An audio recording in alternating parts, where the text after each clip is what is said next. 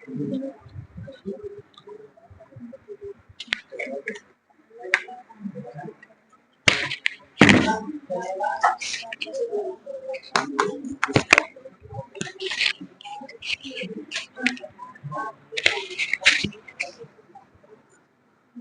ध्यान दीजिए यहाँ पे। ठीक है, हम लोग फिजिक्स पढ़ रहे हैं, चैप्टर नंबर 4 विद्युत धारा में। आज हम लोग पढ़ रहे हैं ओम के नियम में कौन कौन सी सावधानी बरतनी चाहिए। कल हम लोग पढ़े ओम का नियम क्या है, ओम का नियम का सत्यापन कैसे होता है उसके बारे में जाने ना। आज हम लोग मतलब ओम के जो नियम में हम सत्यापन करेंगे उसमें क्या क्या सावधानी बरतनी जरूरत है उस चीज को हमको जानेंगे। तो ओम के नियम में कौन कौन सी सावधानी बरतनी चाहिए या उसका क्वेश्चन दूसरा रहेगा, अथवा किसी चालक तार का प्रतिरोध ज्ञात करने के लिए किन किन बातों पर ध्यान देनी चाहिए। ये दोनों क्वेश्चन एक ही है। ठीक है, या तो पूछेगा आपसे ओम के नियम में कौन कौन सी सावधानी बरतनी चाहिए, या अथवा में पूछेगा किसी चालक तार का प्रतिरोध ज्ञात करने के लिए किन किन बातों पर ध्यान देना चाहिए।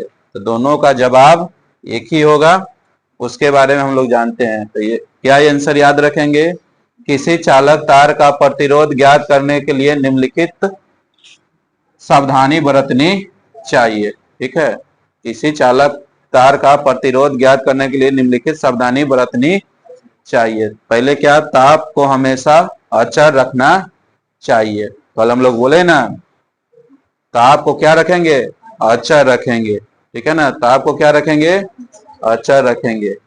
आमीटर को श्रेणी क्रम, आमीटर को श्रेणी क्रम। तो श्रेणी क्रम समझता है पहले, जैसे समझिए श्रेणी क्रम समझा रहे, समझ लिए। ये तार है, ये क्या है, हमारा तार है। तो तार में एगो इधर छिलल रहता है, एगो इधर छिलते हैं, दोनों तरफ छिलते हैं ना। तार का ये क्या हो गया, पहला छोर है, ये क्या हो गया, अंतिम छोर। ये तार का क्या हो गया, तार देखे हुए हैं ना। अब तार तो यहाँ है नहीं कि हम उसको छील छाल के बतलाए, आपको करंट लगा लगा के सटा के देखा है।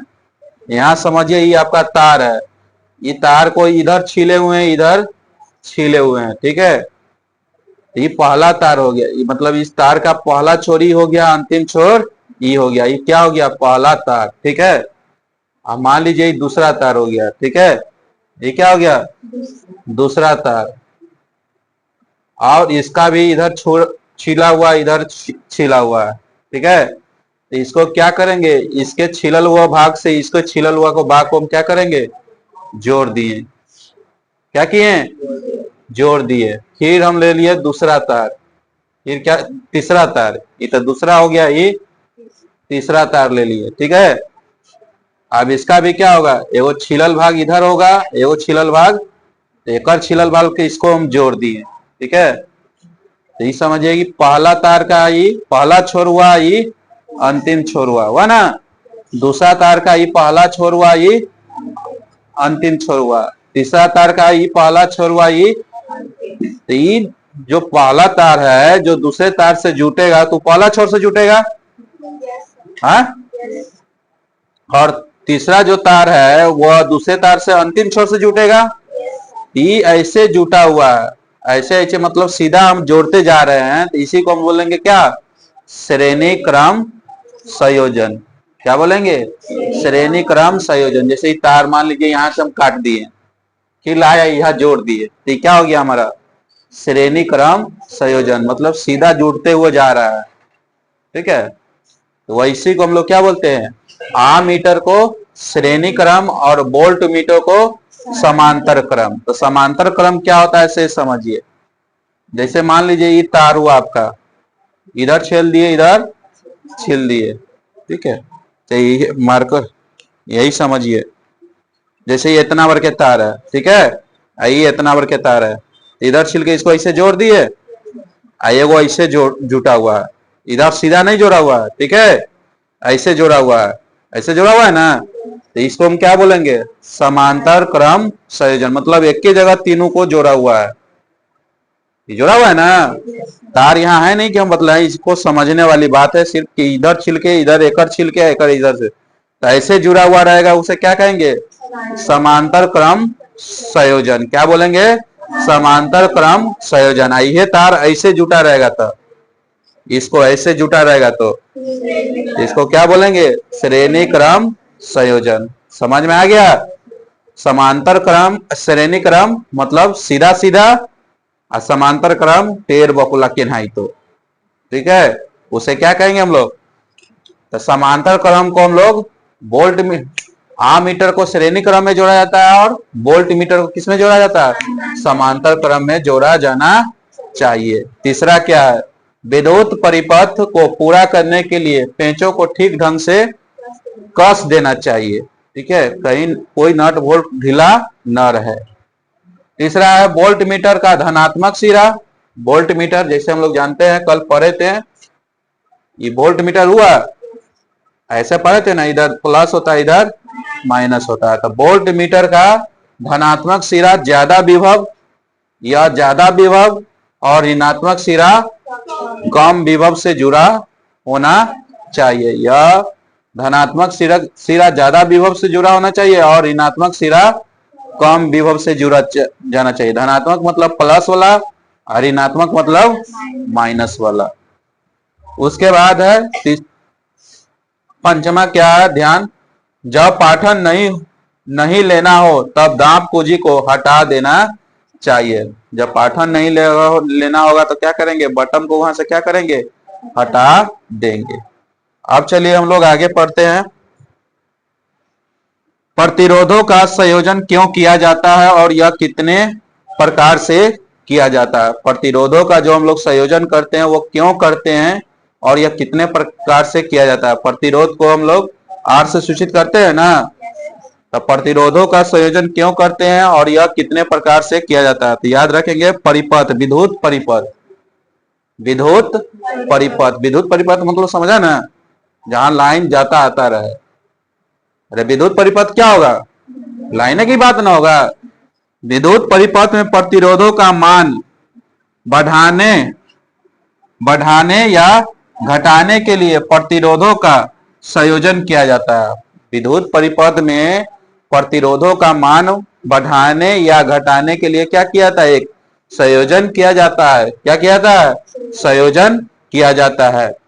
अब यह प्रतिरोधों का संयोजन दो तरीके से किया जाता है, दो तरह से किया जाता है। प्रतिरोधों का संयोजन दो तरहों से किया जाता है। पहला श्रेणी क्रम संयोजन, श्रेणी क्रम संयोजन, या इसको इंग्लिश में बोलेंगे सीरीज ग्रुपिंग, सीरीज ग्रुपिंग।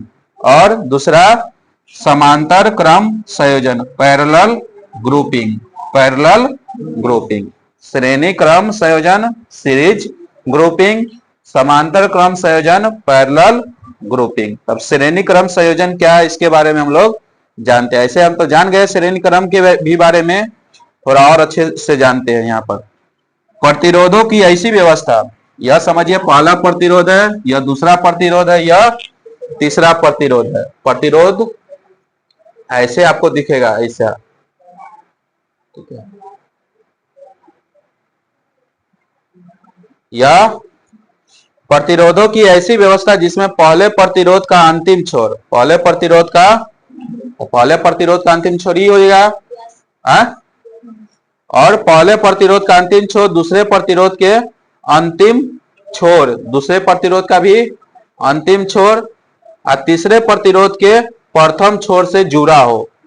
क्या हो? जुड़ा हो। इस प्रकार के संयोजन को हम लोग क्या बोलते हैं? श्रेणी क्रम संयोजन कहते हैं, श्रेणी क्रम संयोजन कहते हैं। यही अभी हम लोग बतलाएं कि श्रेणी क्रम मतलब क्या होता है? तीनों तार एक साथ जुड़ा रहेगा, ठीक है ना। और समांतर क्रम संयोजन, तो जब प्रतिरोधों का मान बढ़ता है, प्रतिरोधों का मान बढ़ता है तो उसे श्रेणी क्रम में जोड़ा जाता है। जब प्रतिरोध का मान बढ़ेगा तो उसे श्रेणी क्रम में जोड़ेंगे, जब प्रतिरोध का मान बढ़ेगा तो उसे श्रेणी क्रम में जोड़ा जाता है। जब प्रतिरोध का मान घटता है तो उसे समांतर क्रम में जोड़ा जाता है, ठीक है। प्रतिरोध को हम चेक करेंगे, चेक करने के बाद देखेंगे उसका मान बढ़ते जा रहा है तो उसको किस क्रम में जोड़ना है, श्रेणी क्रम में जोड़ना है। जब देखेंगे प्रतिरोध का मान घट रहा है तो उसे किस क्रम में जोड़ेंगे, समांतर क्रम में जोड़ेंगे। यही आपका नियम है। कल हम लोग पढ़ेंगे श्रेणी क्रम का संयोजन और समांतर क्रम का संयोजन। श्रेणी क्रम मतलब सीधे R1 plus R2 plus R3 इस रूप में जुटेगा तो उसे श्रेणी क्रम संयोजन कहेंगे। बट्टा के रूप में R1 plus R2 plus R3, तो इसे क्या कहेंगे हम लोग, समांतर क्रम संयोजन कहेंगे। कल इसके बारे में हम लोग जानेंगे, इस पे हिसाब मिलता है, ठीक है ना। तो वो कल हम लोग पढ़ेंगे। आज का इतना ही पढ़ाई, आप लोग इसको याद करके घर से आइएगा।